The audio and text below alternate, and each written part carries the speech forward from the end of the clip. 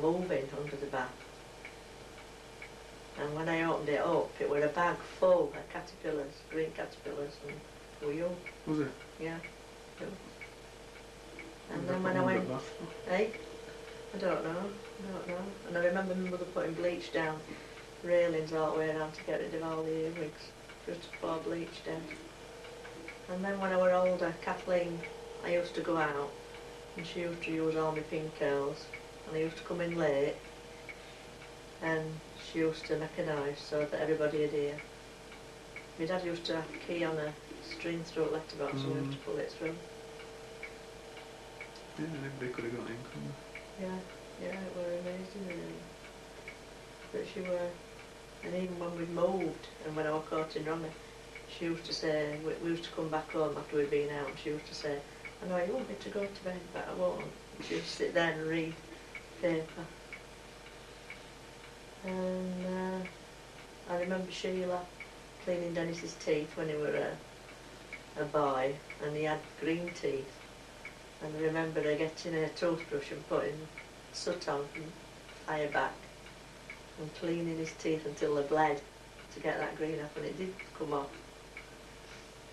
And then once when my mother went to Ireland, me and our Kathleen were at home and we fell out, and she threatened she'd commit suicide, told me she was going to gas herself. Kathleen did? And I went to work at Co-op, which I did on a Saturday, as well as work in an office through a week. And I was worried to death, and Ronnie came in to see me because I must have been going with him at the time. And I told him to go up to see if she were alright, because she used to leave me some money, and when you come back here I won't be here. How old was she then? I must have been, I was about 21. She must have been 16 or 15. No. I don't know now.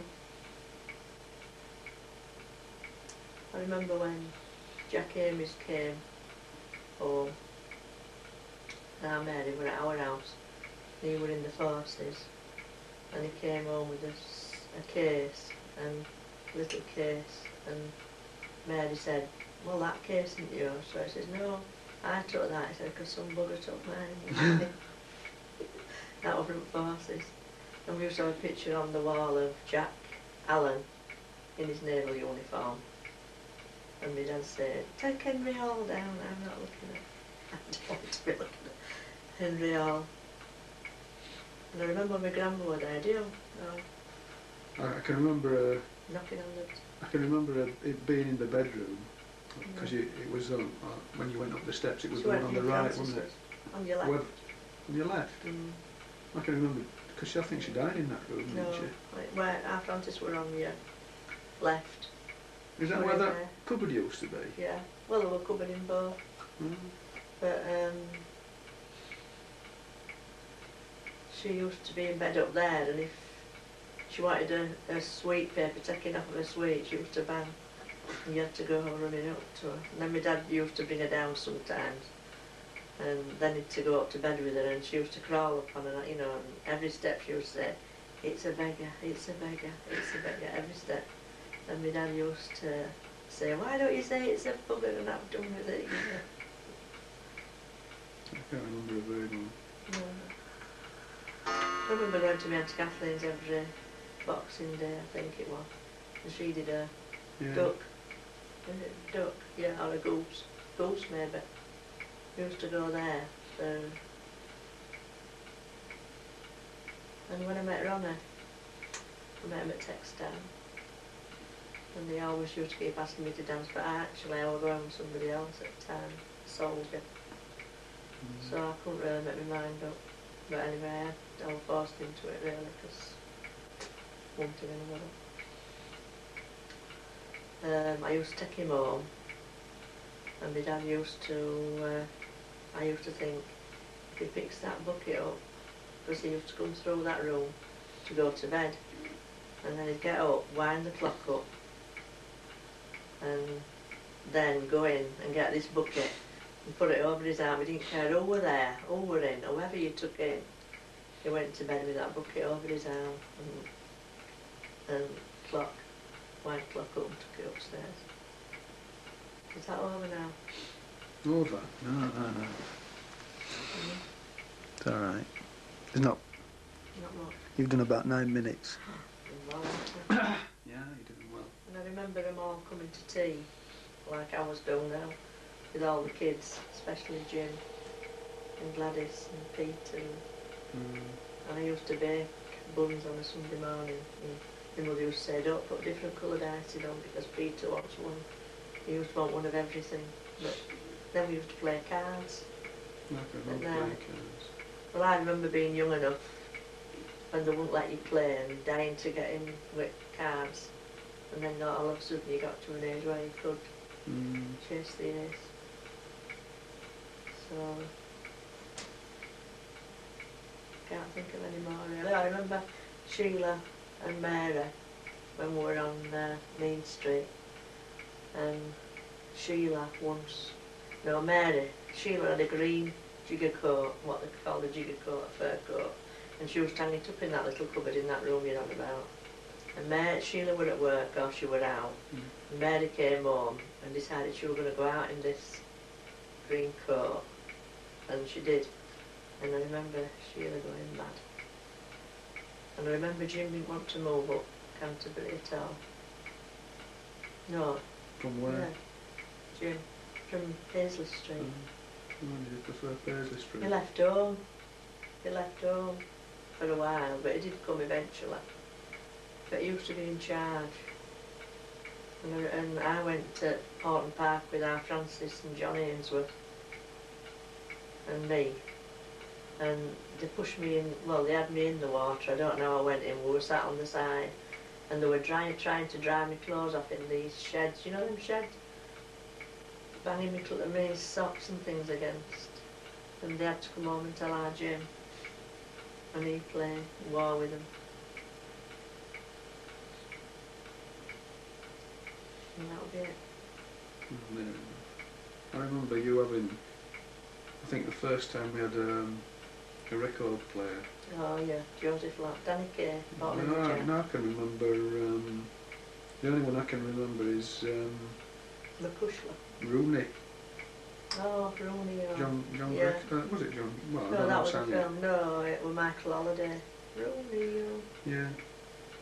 Well, my dad brought it. The first record that we bought was Danny Kay singing Ball in the Jack and Joseph Locke singing Goodbye. Oh, And on the other side of it was McCushla. I remember that. That's Joseph Locke. I don't know what were on the other side of Danny Kay. But we played them too. We wound them up. Yeah. We played them too all the time. Was it a wind-up one? First one. Yeah. Well, you might think of it, the first sort of automatic one. Yeah. It was a. With a wind-up one. It was an like electric a one. box. It was a dance set or something. But Oh, a yeah, changer. I bought it, I think that. Yeah, I think it was yours. Yeah, I bought that.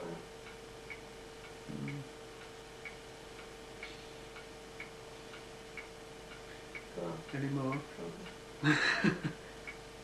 Well, you run out, don't you? Run out of ideas. I remember when I was going to St George's College. When I first went, I was only 10. Going through Horton Park to bus stop at Bottom, City Circle. Oh yeah. And then going through Manningham Park and going down. And the first day when you had to go and fill in all your particulars, I didn't. My dad, well, they were all sort of well-off people, a lot of well-off people. And my mother had bought me shoes from Mrs Wilkinson, Clark, and they were a size too big for me, but I had to wear them. She'd made me uniform, she didn't buy it. And I used to have to go to, I need to write down about your father's occupation, and they were all solicitors and things like that. And I didn't know what my dad was a cellarman, bar cellarman. And I didn't write that down, so I said I didn't know. She said I didn't know what I did for a living. And I said he worked in a hotel, and she had me standing on my seat, my sister, she was a cruel thing, and embarrassed me. Anyway, she put Porter down, finish up, which was worse, wasn't it? And then when my dad went out of work, I could have had free dinners, and my mother used to say every day, you had to go into town hall then on your own. I had to go in. And she used to say, go into that office, and I used to walk past, backwards and forwards, I wouldn't go in. Because at St George's College, they had a special line for people. Now they mix them in, don't they? But with a special line for people that had free dinners. Well, they didn't at St Bede's. Because I mean, that was the worst thing I remember at St Bede's. Because at the beginning of the week, people, you know, they sold dinner tickets for the week, and then they said, somebody called Kenyon, whose father had died, and me, said, Kenyon and Rayner, free dinners, and you had to go out and collect your ticket, you know, before everybody else. Yeah, well, I wouldn't do it, I just wouldn't. I'd rather than not eating, you know, but my mother used to say, have you been into that office? And she used to play pop. But I wouldn't do it. And I was only young, really, but I just too proud, I suppose. And go on. Oh, yeah, still going. It'll run smoothly. I'll cut some of this. I'll cut the pauses out. Well, are you going to read us any of your secret diaries? Well, that won't be really interesting to you, because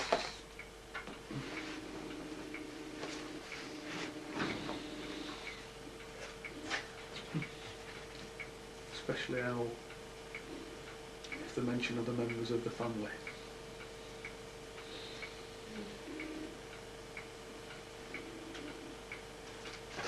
But then to go back a long time for that.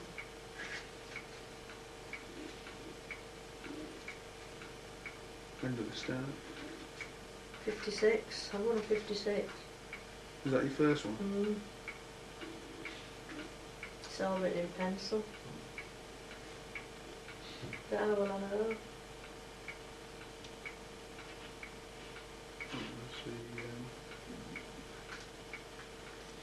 Sewage crisis.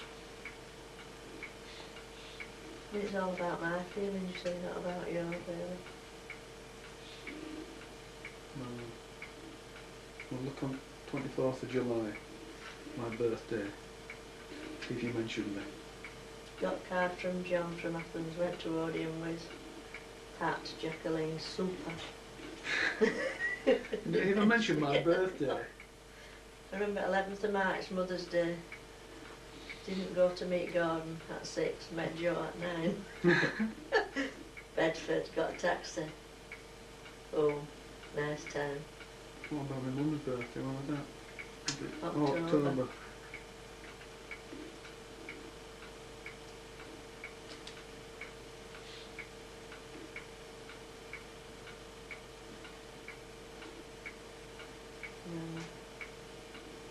Parcel from Cyprus, lovely surprise.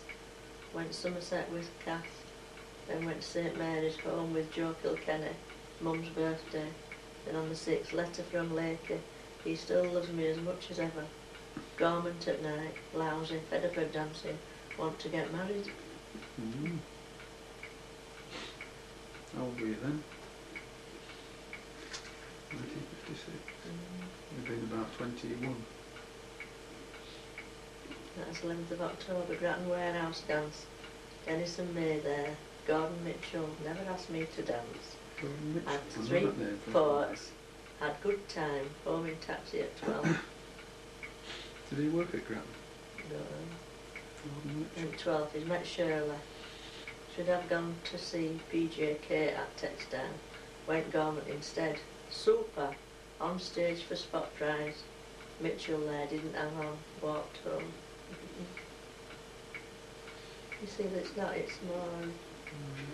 family oriented. You're not bothered about family. What happened on your birthday? On my birthday. Was it your 21st? My 21st birthday. Went Regal Cafe for tea. After, well, these were all girls at work. It's disgusting. After Aaron Elms, Cooney bought drink, nice time, taxi. But from the Sunday before, so 11 o'clock mass, St Pat's, home with Tommy Mullins. oven outside dance, Joe in town with a girl, hate him, and then Monday, date with Tommy Mullins, garment, guilty, not bad. 19th Tuesday, date with Brian. Oh dear, not bad. You put yourself about a bit, didn't you? Well, we haven't finished yet. Then I went to Regal for my birthday, then Thursday stayed in Washfloor. Friday, textile St Mary's, home with oven, taxi, nice time. Saturday, garment, super time, home in car with Johnny Lakey. Super, fell madly in love. Is that 4 in a week? Hi, oh dear. Oh, they're not personal enough. You got a lot of taxis, didn't you? How could you afford taxis? I didn't, I got them paid for. I didn't buy them. Oh, it's coming up to 20 minutes now. 20 minutes, is it? Someone goes by, you see, anything? So as long as you're cutting some of this out. Oh yeah, well. Yeah. What else can we remember now? I remember bringing an Irish chap home. Kilkenny. Back to Kilkenny, we call him. And it was Christmas and we had drinks. And I were having gin. Never had gin since then. And we run out of orange. We didn't have any orange. We ran out and I was just having gin. Oh, I was ill for about 3 weeks after that. I've never tasted gin since. It's terrible. No, other memories I don't know. I remember getting drunk at work every Christmas. And once had to pick a football from that place at back of Woolworths. It was a sports shop. It's a bedding shop now. They used to sell bikes and things. I remember it. Baines, was it? Baines. And I had to, we had like a fuddle at work. And then I had to pick this football up because it would be over Christmas. And I had to go home and perm my mother's hair, supposedly. And they had to take me home. I had to pick this football up. And then they just sort of opened the door and shoved me in. And the football went out me, and this was from Santa Claus, supposed to be. Football went rolling down the thing. And I was just legless. I couldn't, my mother didn't speak to me for about 3 days after that. I couldn't perm my hair, I couldn't do anything. And she was waiting for me to come. I remember that. She always used to say, I had nothing to come back for, I don't know why. Yeah, well, I didn't do what everybody else does. Everybody else enjoy it, have a good time, don't they? Well, have you got anything you want to put on tape for your children and your grandchildren?